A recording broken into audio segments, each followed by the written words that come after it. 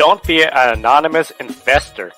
Join the stock market social media platform public.com. Invest any amount of money and share with friends and new friends. Discover new opportunities such as new companies and potential business partners and useful tools for beginners, and share your experience with friends on public.com. Link in the video description gets you $5 for being a Grid Network viewer. Use the referral code GridNet for your free $5 to invest. Start investing and networking on public.com.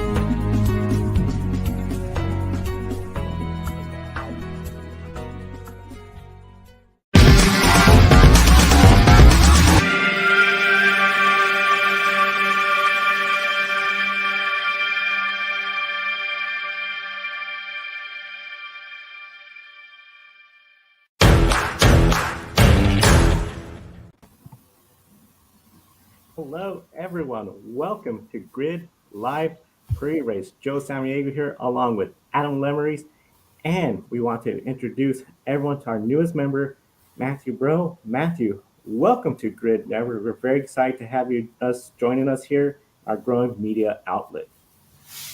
Thank you, Joe. It's nice. I really appreciate you for giving me the opportunity to be here today, and I'm excited to get the show going. We're very excited to have you here. And of course, we encourage everyone to be sure to take some time and join our Patreon. Call the show Mark and Robin. They help pay us the bills that we have to pay each and every month to stay on the air, and of course, expand our team. And of course, you could do a one-time contribution through Buy Me a Coffee, and with Buy Me a Coffee as well too. You can buy coffee for your favorite on-air personality. So definitely, we encourage anyone watching, get a coffee for Matthew, first show, or of course Adam, our supercar expert, who's with us as well too. Toby will be joining us in just a minute, but definitely we want to thank everyone for tuning in, and be sure to comment in the chat room, because we're going to first start off with Formula One. Formula One racing is back. They are at Belgium Spa-Francorchamps, or the Belgian Grand Prix, and this is going to be a very exciting race weekend, because we have over 100,000 fans anticipate to join us for this race. And one of the big things, of course, with this race, the high speeds, always has to favor one driver in particular. That's a driver of the Red Bull, the number one Red Bull, Max Verstappen. He is on the pole, but guess what? He is starting towards the back because of an engine change, so he is not going to be up towards the front. So that's a golden opportunity for Ferrari, for Mercedes, for everyone towards the back, and overall it's going to be a very exciting race.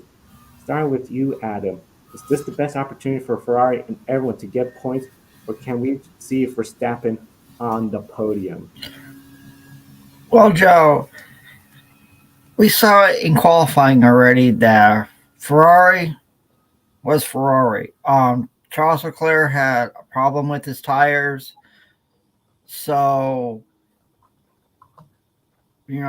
with Max Verstappen starting in the back tomorrow, along with Charles Leclerc after their penalties, I could see someone like Carlos Sainz now, who is on the pole because of Max Verstappen's penalty, to go out there and do really well, and could we see Max Verstappen on the podium tomorrow?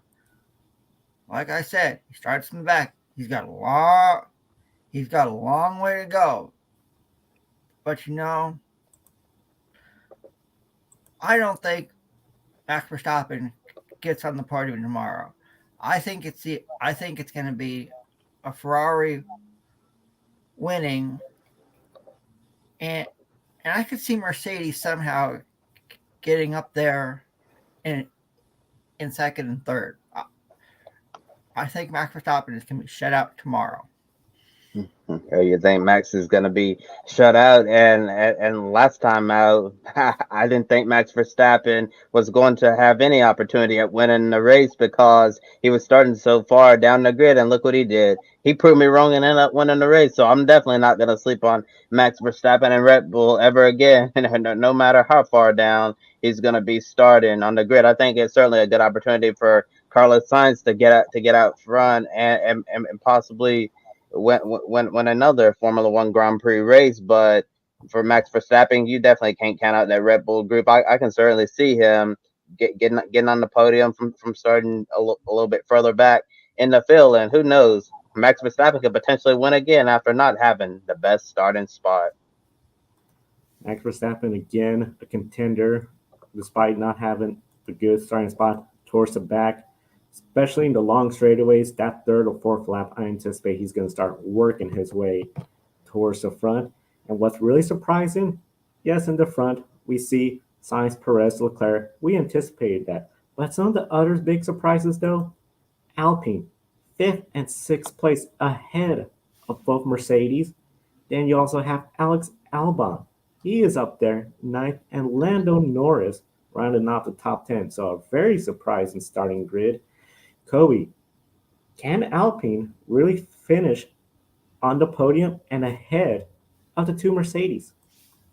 Based on what we've seen so far this weekend, I think Alpine can do that. And I'm sure there were a lot of questions about morale within the team, especially since Fernando Alonso dropped the bombshell and then at the beginning of the Formula One summer break that he was going to be leaving Aston Martin. A lot of people thinking, like, how in the world is this team going to be able to keep the chemistry going after the summer break, knowing how Alonso is not going to be leaving. Well, he's going to be leaving on the team on not so good terms. And it just goes to show you that Alpine, Alonso, everyone else there at the factory, they're all professionals. They understand this is a business. They're going to do the best that they can to end this season on a strong note. And I'm actually very surprised that Mercedes hasn't looked as strong as we expected. And knowing about the grid penalty, a lot of people thought this would be a great opportunity for Mercedes to get its first Formula One victory of the 2022 season. Based on their form that we've seen at this point at Spa, I'm not so sure if Mercedes is going to be able to win, take advantage of Max Verstappen's grid penalty, or even contend for a podium. I'm just really surprised to see George Russell and Lewis Hamilton not show as much pace so far as we expected. And Kobe, I agree with you. I am surprised. I'm surprised Mercedes is down there toward the bottom half of the top 10. You know, I thought Mercedes would come out with the bang and have at least start in the top 5. But can Alpine finish ahead of Mercedes? You know, I'm gonna say yeah. You know, after what happened with Alonso, going to Aston Martin next year, Esteban Ocon, it looks strong so far this weekend at Spa. I'm gonna say yeah. I think Alpine will do really well, but I don't think they'll beat Mercedes. Somehow, Max Verstappen is starting off in the back. This is the weekend Mercedes has to pounce, and I think it starts tomorrow in the Ardennes Forest at Spa-Francorchamps. I have to agree with you. The experience of Alonso could be a big benefactor, but I just feel like Mercedes, they always seem to know how to manage to get the most out of each and every weekend and somehow end up in the podium. And I think that's what exactly is going to happen tomorrow. The bottom half of the field, that is pretty much led up by Daniel Ricciardo, who, of course, as we all know, is out of a ride for next year. Mick Schumacher has a lot of unknowns about his future with Haas. Yuki Tsunoda, not 100% sure if he's going to be back with AlphaTauri. Silly season, still going strong. Overall, Adam, can this race be a good opportunity for one of those drivers to score points and make a statement about trying to get a deal for next year? Absolutely, Joe. You mentioned Daniel Ricciardo is not going to be with McLaren next year. This is a really good opportunity for him to go out there and show what he can do, and hopefully he can stay in F1 next year with a different team. Mick Schumacher, he hasn't been. So I think Daniel Ricciardo, Mick Schumacher, and Yuki Tsunoda can go out there and say, hey, if I score really good this weekend at Spa and for the rest of the year, put me on the F1 grid in 2023. Those three drivers are capable of being on an F1 grid, and hopefully we'll see them there next year. Yeah, we've seen quite a bit of silly season news emerge this morning, and as you mentioned, Joe, a lot of drivers that could be racing for a job next season. We know Daniel Ricciardo is definitely racing for a job. Mick Schumacher, really surprising that he could be available next year as well, or potentially out of Formula One. I remember in previous shows. When we asked Joshua Birch this question about Mick Schumacher's future in Formula One, he was saying that there's no way, that Mick Schumacher is going to be off the F1 grid. And now, after recent reports have emerged, it seems like who knows what Mick Schumacher is going to be doing. And I think the biggest surprise was that Colton Herta's name has been thrown into the Formula One rumor mill. It's been reported by several credible media outlets that Colton Herta could be a contender for the AlphaTauri Formula One seat, which would be obviously, really huge for Herta, having an American driver on the Formula One grid, since it doesn't look like he's going to be racing for McLaren, and the Andretti Formula One effort has been thrown in major doubt.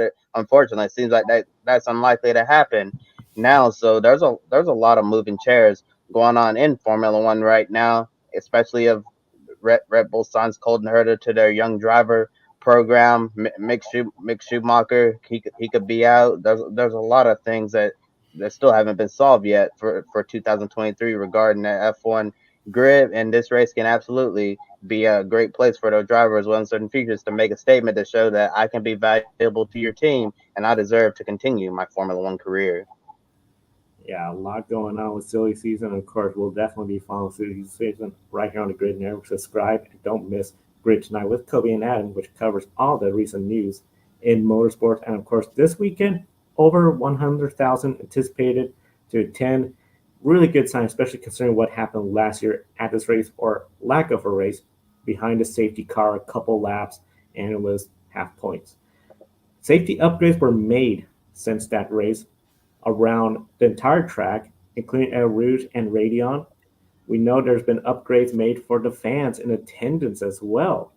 So the rumor has really switched from, oh, Spa will not be back in 2023 to Spa will be back in 2023. Kobe, with the upgrades and a good race tomorrow, will that secure Spa's place in the 2023 F1 calendar?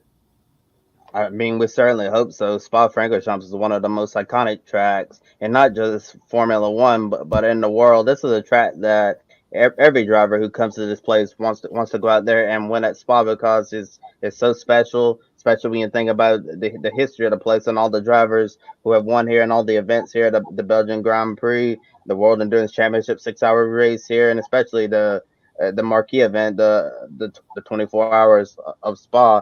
And it would be such a shame if this iconic track is removed from the schedule. But we've been hearing some good vibes this week coming from the track that it could potentially return to the schedule next year, and I think that would be a huge win for Formula One. And I don't think we should even be having a conversation about removing Spa from the schedule. Why would you want to remove one of your most iconic tracks from the calendar if Spa ends up not being on the calendar? And that would be a massive loss for Formula One. But after the latest reports we've been hearing, I feel really good about Spa's future on the F1 calendar, and all the upgrades they made. Spa, getting a little facelift is an absolute beauty, and love seeing all the safety updates from Eau Rouge and Raidillon. So hopefully we won't have any more horrifying accidents through one of the most dangerous corners in motorsports, and we certainly don't want to see a real ugly incident like what we saw, several years ago with the tragic passing of Antoine Hubert in Formula 2, to actually returning to Spa-Francorchamps this weekend for the first time since Hubert was killed in that horrible crash. Yeah, Kobe, I agree with everything you said. And think about the history of Spa. Think about the legendary corners there. Eau Rouge, Raidillon. You have the legendary bus stop chicane. F1 has gone there for a long, long time. So, if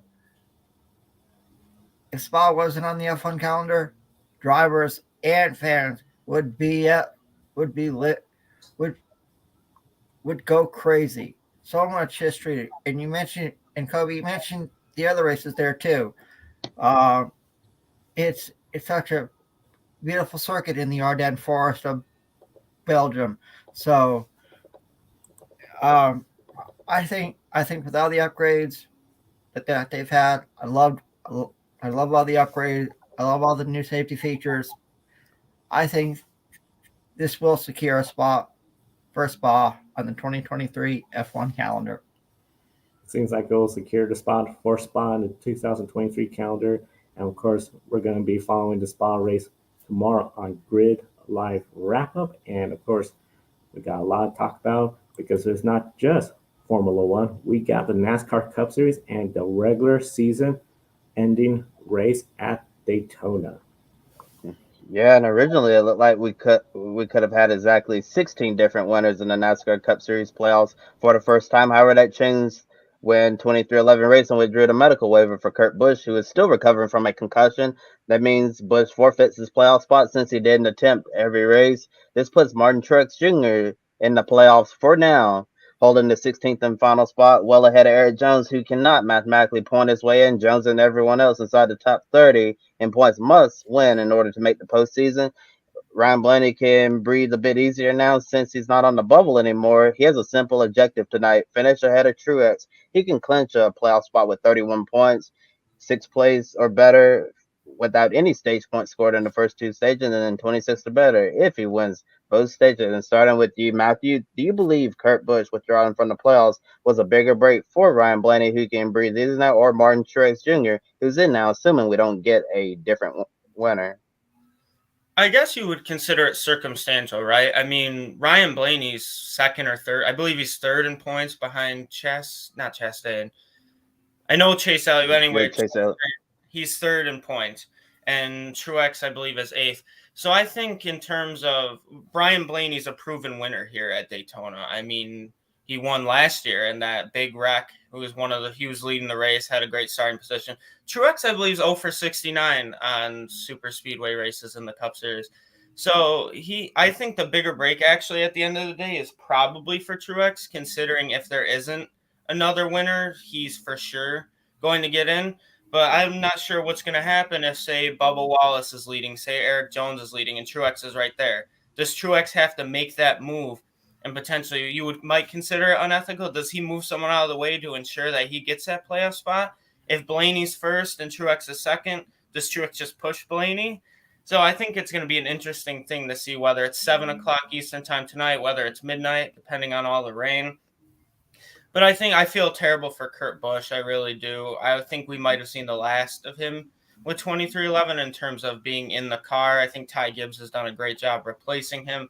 But to answer your question in a very long answer, I think Martin Truex benefits just a little bit more than Blaney, because Blaney can be very comfortable as long as he doesn't wreck. Yeah, I'll agree with you, Matthew. I think Martin Truex Jr. tonight, with Kurt Busch now not in the playoffs, I think this helps Martin Truex Jr. out a lot. We know about Ryan Blaney. He won here last year, so he could do it. And you mentioned it. If Ryan Blaney was first, Martin Truex Jr. was second. If I'm MTJ and I want to get in the playoffs, I think tonight I'll do whatever it takes. I mean, he's won a NASCAR Cup championship in the past, so he's very capable of going out there tonight and snapping the losing streak of not winning on a super speedway race to win his way in. So I think it helps Martin Truex Jr. Now because Kurt Busch is not in the playoffs. Yes, and it would certainly be a really good time for Martin Truex. You're going to finally get that super speedway victory. It was just several years ago. We kept saying, when is Martin Truex Jr. ever going to win a short track race? When is he ever going to do it? And then, and looking at today, now he's won quite a handful of short track races, and and getting back to the question, I think it helps out both drivers in both ways. And I looked at the point standing. Ryan Blaney's third in points, if we don't include the playoff standings, and then Martin Truex Jr. six. I think it helps Blaney in the way, as I mentioned.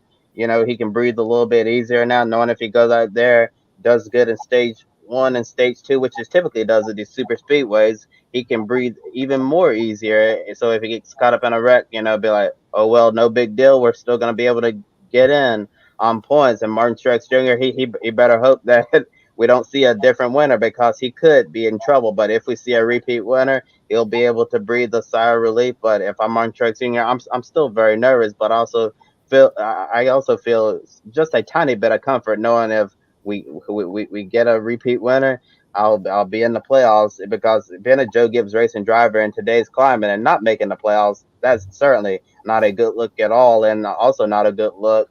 The team who's currently sixth in the overall point standings not making the playoffs, that would really expose some of the flaws we've seen in this NASCAR playoff system. And without Kurt Busch, 2311 Racing doesn't have a presence in the playoffs yet, but that can all change if Bubba Wallace can get the win tonight and put the organization in the postseason for the first time.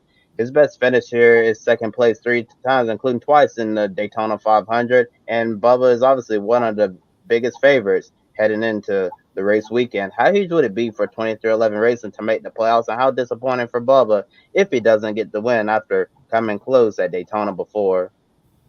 It'll be huge if he could get the win, put Michael Jordan's team 2311 in the playoffs for the first time. This will be a huge boost of momentum. He was having a good streak of top 10 finishes. Then that streak ended recently. He would love to restart that with a win right here, get himself into playoffs. And then I think he'll be a contender to for sure advance into at least the second round. Then there's going to be some tracks, Talladega, where he could really excel. He knows he could be in a good spot in the playoffs if he gets the win. But that's the big thing.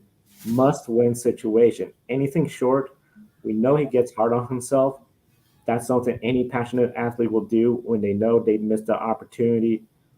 It would be a huge, unfortunate break for him. But overall, if he comes up huge, that's going to be the biggest moment I think of his career in the Cup Series so far. But if he doesn't make it, I think that could be almost, in a sense, a way where the momentum might be gone for the rest of the season. They could try to rebuild for next year, but it will almost feel like deja vu when it comes to last year, where they missed the playoffs, but they got that win at Talladega. I can agree with you there. I know, like last year, him finishing second when he needed that win. It's just a tough break for 2311, and it's tough in general. I mean, you set up when Trackhouse came into the sport as well, along with 2311. Now you see the Trackhouse success with Daniel Suarez earning his first career win, Ross Chastain earning his first and second career wins, Kurt Busch getting the second win for the organization. But then Darrell Wallace Jr. has just been so close. There was a point in that season where, if besides Chase Elliott, Darrell Wallace Jr. was probably the hottest driver in the sport without a win. And now he fell into that road course, had a tough outing, and now he comes into arguably his best track on the circuit, where he's finished second 3 times. I mean, like Cody was saying earlier, where Truex, when's he going to win at Super Speedway? Darrell Wallace Jr. done it once before, but when's is he going to do it, not finish second? Tough break, like against Austin Cindric, against Denny Hamlin, and then I believe it was against Denny Hamlin. Ryan Blaney 1 year, Denny Hamlin the next year, and then Austin Cindric. So it's going to be tough for 2311. I really think they can get into the playoffs, and I think my pick out of all of them, I mean, Darrell Wallace Jr. has the strongest car, I feel, of the last Daytona race too. Even with all the damage on his right quarter panel, still managed to finish second right at the line against Cindric. But it'll be tough. I think people are going to compare them a lot to Trackhouse Racing, two very new organizations doing arguably great things for the sport, with owners outside with Michael Jordan, Pitbull. I think they can do it. I think I wouldn't put any money on them, but because I don't want to get into that whole gambling aspect. But yeah, I think it's going to be a tough. Obviously, Darrell Wallace Jr. is very hard on himself, as we've seen. He could finish second 4 races in a row, and you would think he would have finished last. So I love the emotion out of that driver, and I can hope as a fan of the sport that one of these guys can get it done, and it'd be cool to see 2311 make it because they're the only Toyota. Now, Darrell Soon's the only Toyota without a win, and then they would be the only Toyota team without a spot in the playoffs since Kurt Busch. Yeah. Bubba Wallace is certainly gonna have a lot of pressure on himself tonight, but as we've seen in the past, he knows how to get it done on these super speedways. And I've said I believe he's actually one of the best super speedway racers that we have in NASCAR today. So if anybody can get it done on this track, it's certainly him. And we have a comment in the chat room from our own Ben Snyder. You'll see it tomorrow night on Grit Live Wrap. He said, "Don't forget that 2311." Number 45 team is still in the owners playoffs. Depending on how the battle between Blaney and Truex ends up, it could make for a split championship battle with the drivers and owners. That's an excellent point you bring up. They've been so Ty Gibbs, still going to be running for the owners title. Therefore, in that number 45 to see how far he can get in that. And also, Ben's welcome you to the team, Matthew. You'll be working a lot with Ben here. Really great guy. Looking forward to continuing expanding our team here at Grid Network. And if Bubba Wallace gets in and Ryan Blaney has a good race, Martin Truex Jr. would be the first driver out. We know several Fords are not locked into the playoffs, including half of Stewart Haas Racing, Eric Almirola, and Cole Custer, or the RFK Fords, Brad Keselowski, and Chris Buescher. Chevrolet has the likes of Austin Dillon, Eric Jones, and Justin Haley, who's a really good super speedway racer in a must-win situation. Adam, do you anticipate the manufacturers working together again and trying to get one of those teams who are not locked into the playoffs? Yeah, I do believe so, Kobe. I mean, there's a lot of good drivers who haven't gotten a win this year, that want to get into the playoffs. I could see them working at, especially coming down onto pit road, during green flag pit stops. I mean, but at the last 10 laps, last 15 laps, last 10 laps, it's go for broke.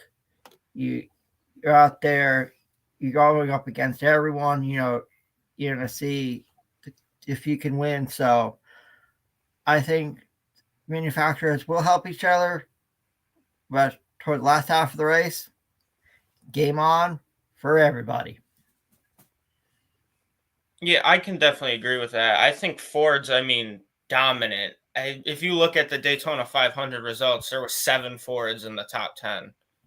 And I believe it was Bubba Wallace, Kyle Busch, and Chase Elliott were the 3 that weren't. Those are 3 good super speedway drivers too. But I think we'll see a lot of team working. I think at the line, if you have Almirola getting pushed by Kevin Harvick, or you have Denny Hamlin pushing Bubba Wallace, I think we're going to see a lot of guys trying to help their teammates get into the playoffs. It's going to be very unfortunate, like we're calling that Xfinity race at Daytona, where Chastain accidentally dumped Allmendinger and then allowed Haley to win.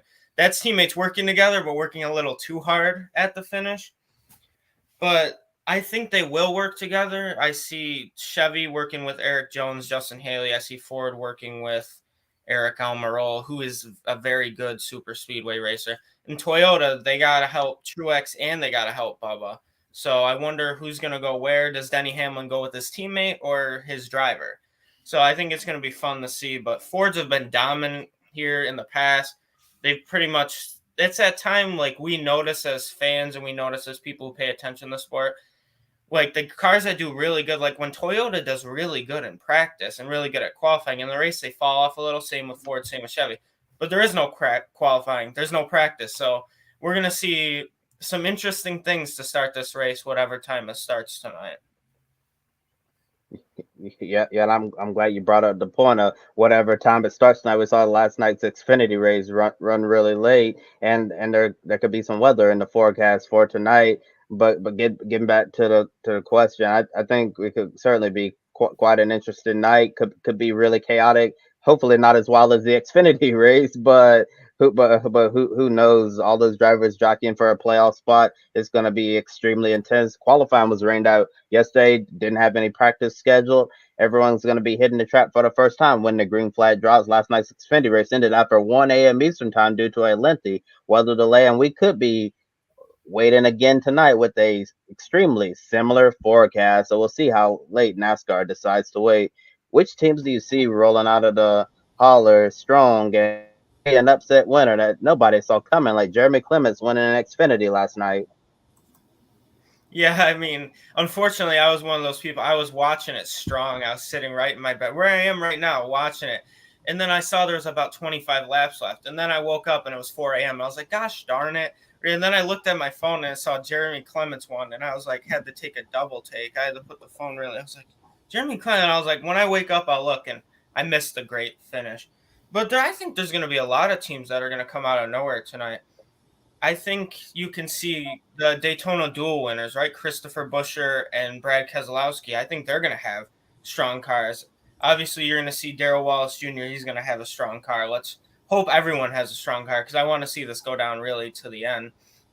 I think guys even who have almost won here in the past, like Daniel Suarez got turned on the last lap of the 500.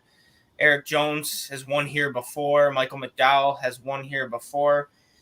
I think a strong car that nobody can see coming, and it's going to sound weird, but I think David Reagan, who's starting way in the back, I believe he's like 30, starting 34. He had an excellent showing here. Yeah, 34. He had an excellent showing here, and he's won here before, 2013. So I wouldn't be surprised with these next-gen cars if David Reagan could find himself in the top 5, kind of like how in the Xfinity race. Looking at that top 10, even top 11 if you include Jesse Iwuji. There were at least 5-6 guys who had career best finishes. You had guys like who had just you would never consistently see them in the top 5, top 10. And I woke up and they were all there. It was really amazing to see. So if I can see an upset winner that no one could see coming, because I feel like we could see a lot of these guys fighting for that playoff spot, I got to look at the Fords with Cole Custer, for example, Todd Gillen. Two guys who have not had the best year consistently, but found themselves in the top 10 and top 5 at like the Indy Road Course. And then also, I think David Reagan could pull one off. I mean, he's done it before in that equipment, so let's see if he can do it again. Great points, as you mentioned. David Reagan, always good at the super speedways. And then the Fords, they could really work together. We've seen in the past Stewart Haas Racing work together in Talladega, dominate the race where Eric Almirola got that win.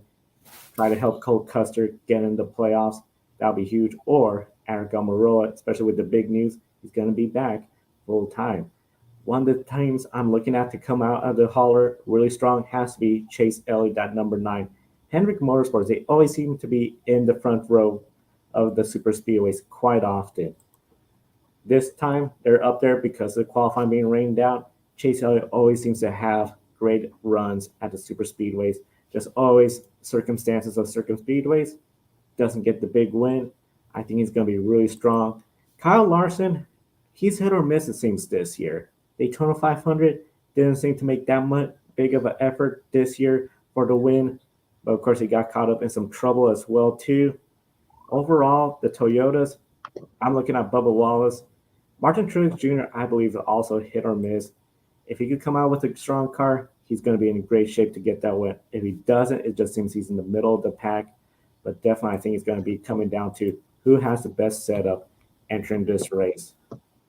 Yeah, and I certainly expect the usual suspects to roll off the truck strong, like Hendrick Motorsports, Joe Gibbs Racing, and the winning team from the Daytona 500, Team Penske. I expect those teams to be extremely strong. But if we see a really chaotic race like we saw in the Xfinity race, we could see that upset winner that nobody saw coming. Like you mentioned, David Reagan. David Reagan had a strong finish in the Daytona 500. Unfortunately, got wrecked right there at the end. And Reagan's, really strong super speedway racer. He can give Rick Ware another solid run at Daytona. And as I mentioned, Justin Haley's a good speedway racer, so he can certainly go out there and win. Or even his teammate, he's always running for Xfinity Championship. Daniel Hemrick, Collett Racing, always brings strong cars to the super speedways. And really, I'm almost any driver can go out there and win tonight. But you really need luck to be in your favor, because a lot of this super speedway racing just comes down to being at the right place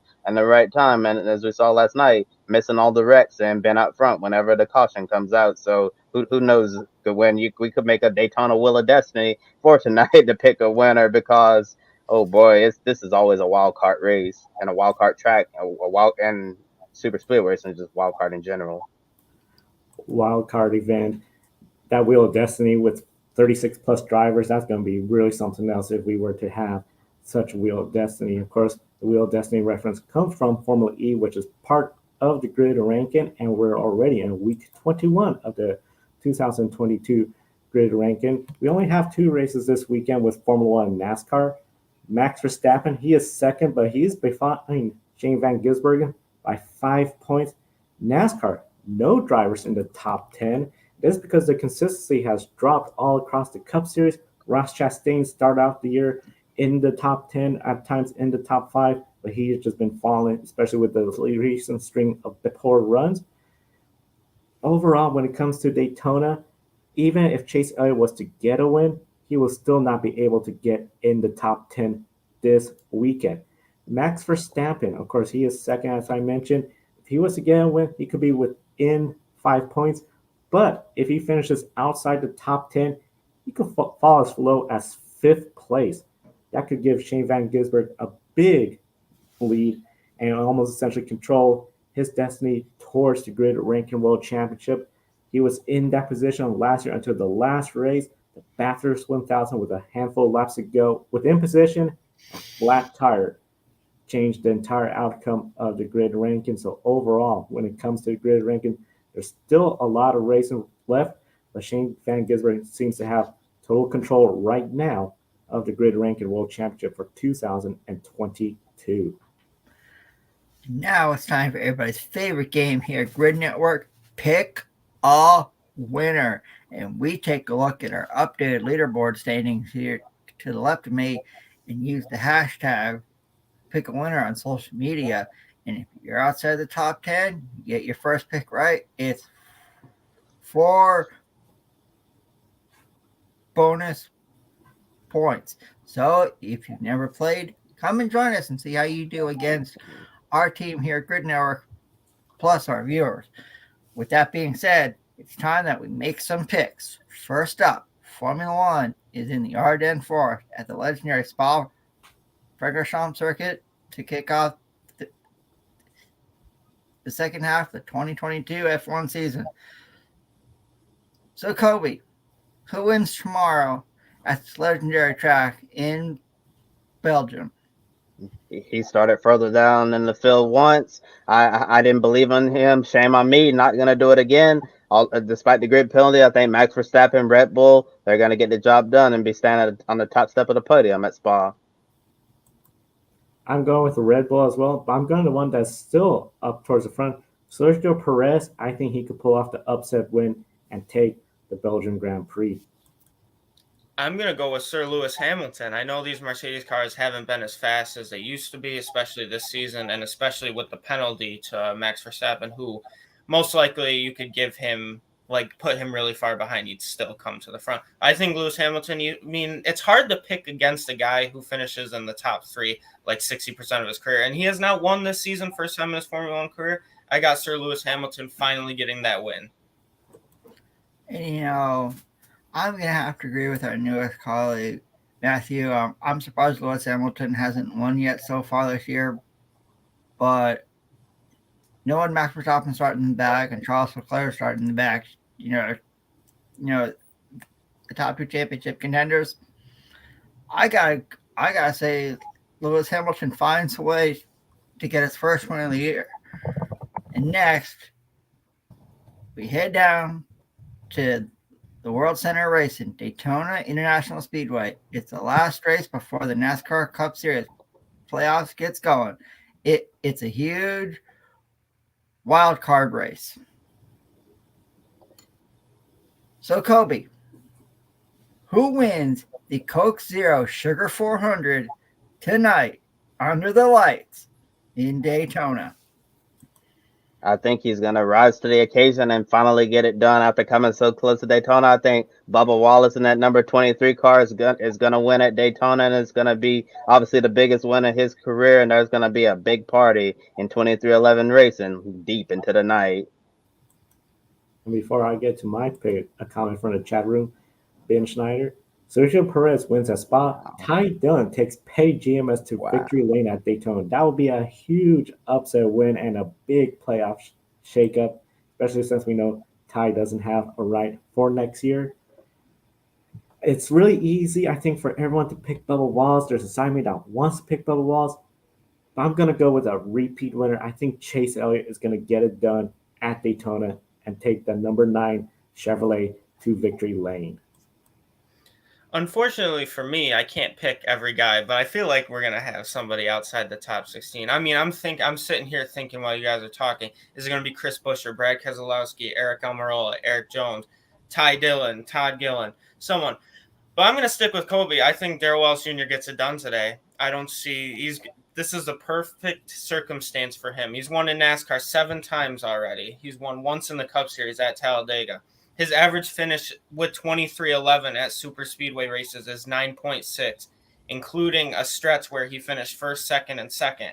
I think Darrell Wallace Jr. has to get it done today.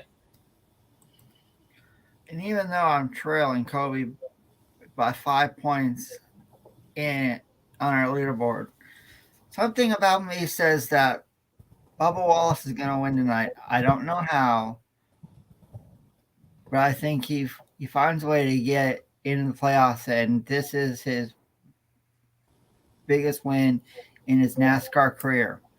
And lastly, the IMSA is at the legendary Virginia International Raceway this weekend for a GT-only race before the season wraps up at the Motul Petit Le Mans. So, Kobe, who wins at Virginia International Raceway tomorrow afternoon? And before I say my pick, have a comment in the chat room right there from SHC saying, man, Alonso starting 3rd on the grid and Albon starting 6th on the grid with these new cars. We could possibly see some dramas coming into turn 1 on the race start here, considering the fact that turn 1 is quite tight at Spa. We could certainly see some really crazy things happen. Really looking forward to the start of the Belgian Grand Prix, especially after last year's wet fiasco, which it was a race. It kind of wasn't a race. I still 1 year later, I still don't know what that was. But and also wanted to respond to what Ben said about Ty Dillon. I think Ben really wants to see some major playoff chaos. See if Petty GMS is able to get into the playoffs. If somebody did make it in the playoffs, we'd expect it to be Eric Jones and not Ty Dillon, but it would be absolutely enormous for Ty Dillon to make the playoffs. As Joe mentioned, he doesn't have a ride for next year, and getting back to the IMSA GT only race, the Michelin GT Challenge at VIR. I think the number 25 Team RLL BMW is going to get the job done. I know they haven't really had the season that they've wanted so far, but I think Connor DeFelipe, John Edwards, they're very optimistic heading into this race weekend. I think Ray Hall BMW is going to get the job done. And I agree with you, Kobe. I think the number 25 BMW gets it done at Virginia International Raceway. Now I'll throw it over to Joe as he wraps up this edition of the pre-race show. And we encourage everyone, be sure to click on the link in the video description for our coverage of Testing Day, which occurred yesterday at Portland International Raceway. We interviewed several drivers that were available to the media. Be sure to comment with your questions, especially your opinions and predictions on the Grand Prix of Portland, which is just next race weekend. We'll be right there at the track.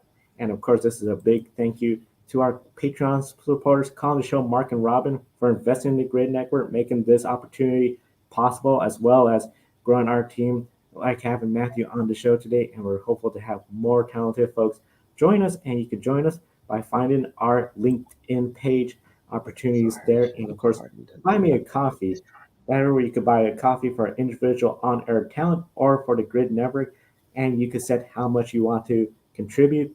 Be sure to visit the link in the video description for Buy Me a Coffee, and visit our social media platforms, TikTok, Instagram, Facebook, Twitter at Grid Rankin. And of course, don't forget about Grid_History, where Matt from the Grid Network Video Vault shows a classic race each and every day on the website. And for investing in the stock market, be sure to use public.com and the referral code GridNet for free stocks from public.com to invest and get started in the stock market. They have tools to learn about investing in the stock market, including a daily podcast, meet your current friends, make new friends, and engage in discussions in the stock market at public.com and use that referral code GridNet. And be sure to visit our website, gridranking.com, and subscribe to us right here on YouTube. Because right here on YouTube, if you subscribe, click the bell icon and comment, like on our videos. You'll help us continue to grow. And be sure to share about us to your racing family and friends that love motorsports and can't get enough motorsports coverage. For Adam, Matthew, and Kobe from the Podium Finish, I'm Joe. Thank you for watching today's program. We'll see you next time and enjoy the races. Don't be an anonymous investor. Join the stock market social media platform, public.com. Invest any amount of money and share with friends and new friends. Discover new opportunities, such as new companies and potential business partners, and useful tools for beginners, and share your experience with friends on public.com. Link in the video description gets you $5 for being a Grid Network viewer. Use the referral code GridNet for your free $5 to invest and start investing and networking on public.com.